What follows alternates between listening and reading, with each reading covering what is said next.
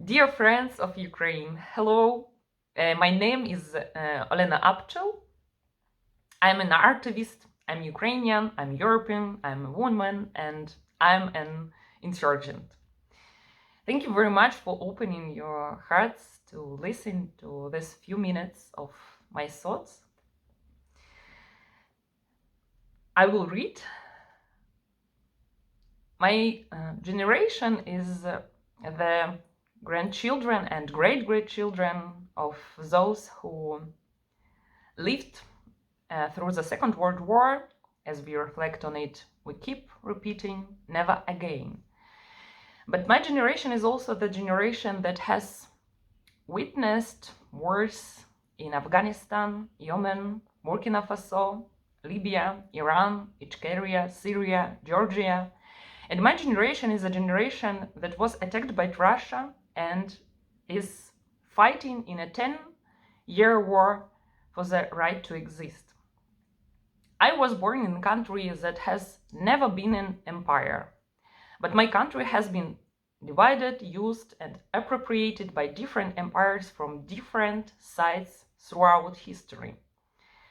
And in order to manifest and preserve our identity, my multinational, multi-religion, multicultural people have constantly risen up and fight because we love peace and value freedom more than life itself.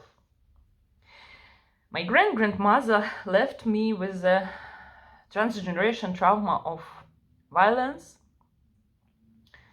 covered by perverse concept of tradition. My grandmother left me and my mama with the transgeneration trauma of collectivization and the Holodomor, the three waves of the Great Hunger organized by the Soviet Empire at the beginning of the 20th century. My mother's generation became the generation of concealment, avoidance, the generation of lonely trauma, and the generation of silence.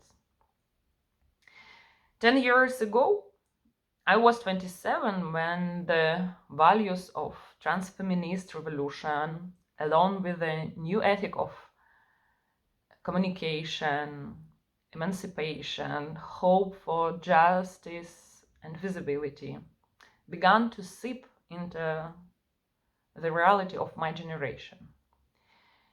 And 10 years ago, when I was 27, we were attacked by the Russians and a war started in my country. But it was so long ago that I don't really remember what I did before the war and what I believed in. The reality of war is fundamentally different from the reality of peace. Over the past 10 years, our language has changed. Occupation, shelter, offensive, air raid, hemostatic, torture, mass grave, helmet, filtration camp. These are the words we use every day now. War also revisits reality. It returns things to their original meanings. This is an X-ray room, which includes the IAEA, the United Nations, the European Union, the OSCE, humanistic European philosophy, and feminism. And in this extremely tension, values are being revised, and rather often they do not stand a chance of passing the test. Ukrainians have empirically proved that neither peaceful protests nor words of deep worry and preoccupation work effectively. I learned about myself that I don't have the privilege of feminist pacifism. My thoughts are no longer about when the war will end, but rather about when Ukrainian will win. My thoughts are not about how to survive, but what kind of punishment all Russians must face for their crimes. My thoughts are about the fact that this reality is irreversible, that we already need to prepare ourselves for the fact that after the victory we will be facing 10, 20, 50 years of reconstruction, that we will be a society with thousands of veterans, female veterans, internally displaced person, refugees, orphans, widows, and widowers. And this fever of feminist activism, of reconstruction and sisterly support should be extended for the life and passed on to the next generation. And I would like to leave my daughters and my sisters the transgeneration non-silence, post-traumatic growth, the voice of an insurgent, and the action of a woman soldier. Because I'm not a victim. I am the one who survived and the one who revolted.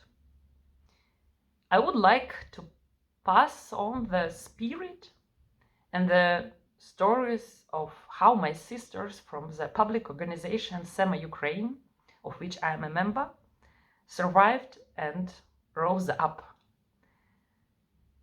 This is a woman and girl who have survived sexual violence during the war and the longing to regain their dignity from other survivors from around the world. I strongly condemn all violations of international law committed against women and girls in all military conflict in Afghanistan, the Central African Republic, the Democratic Republic of Congo, Ethiopia, Iraq, Yemen, Mali, Ichkeria, Kosovo, Sudan, Sakartvelo, Syria.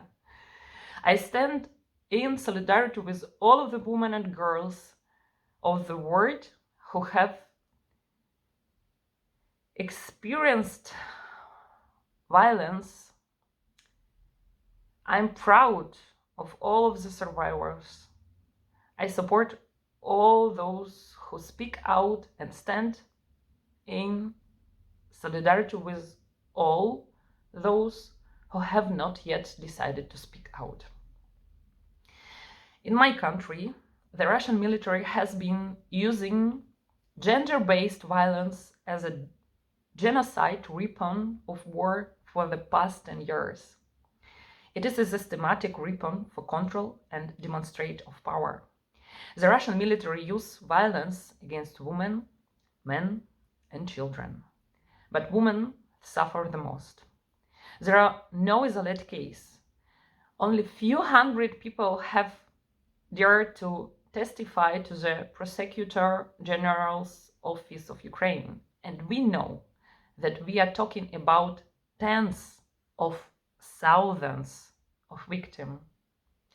People do not turn to the police because they are afraid of stigmatization and convention, and they do not have a sense of trust and safety. That is why it is so important to unite, not to be silent. It is also important to learn to listen and to be responsible for demanding that the governments and authorities of all countries change their rhetoric on sexual violence and change their legal system. We must insist on visibility. Our organization is small, consisting exclusively of survivors, but we feel, thanks in part to your support, that our voices matters. The members of SEMA Ukraine support each other and other survivors, and we fight to make war sexual violence a separate evidence of genocide and to hold all guilty parties criminally and materially responsible at the national and international level. The Russian people will be held responsible for this shameful page in their history and their efforts to review the old empire by force. Hundreds of women are still being illegally held in Russian torture centers, and we demand their freedom. Sexual violence is one of the least convinced war crimes in the world. It is worth the deepest silence because of the taboos and stigmas that accompany it. It still remains nameless, unheard, and therefore unconvicted. But I believe that the world has changed. Even in the middle of such an atavistic, patriarchal phenomenon as war, grand changes are born. A quarter of Ukrainian army today are women. They have become visible, and in the second year of the war, women could already be in the ranks of the Ukrainian armed forces in combat position. And in the fourth years of the war, a law was passed to provide equal rights of opportunities for women and men during military service. Today, women are working and protecting us as the tankers, snipers, and company commanders, combat medics, drivers, drone operators, artillery women, centers, and patrols. Women war reporters report from the combat zone, and most of our volunteers are women. Yes, gender inequality continues to exist, but the imbalance is slowly reducing. Discrimination exists, but human rights organizations are developing and growing visibility and publicity. Traditionalists are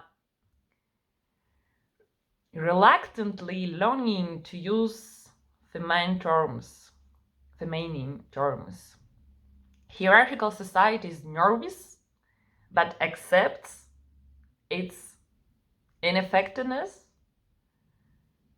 and is being transformed. The 10-year liberation war has a female face and male face in the same time, or rather, many female, many male, and many non-binary faces.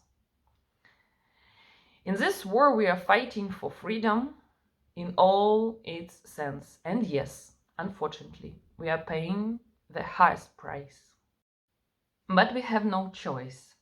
If the Russians occupy Ukraine, at best, I and people like me will be killed. And at worst, most Ukrainians who speak Ukrainian or have at least once been photographed with the flag of our country will be tortured, raped, abused, and spent years in prison. We have no other land to move to, and we have no other life that we can live without pain. But we have today's right to rebel, to rise up, to stand in common circle, to disagree with discrimination, and to unite. Ordinary people have much more influence than they think. The voice of millions of people in different countries can change world history faster than the United Nations intervention. War turns people into numbers. We can give people their names back and give the survivors dignity, visibility, and the feeling of not being alone. No one can completely compensate for the damage and ease the pain, but together we can recognize this pain, show respect for those who feel it, and rise up together. Thank you for being together today. Thank you for having space and respect for the pain of others. Thank you for interesting and intending to take action, for rebelling, for loving, and for being visible together.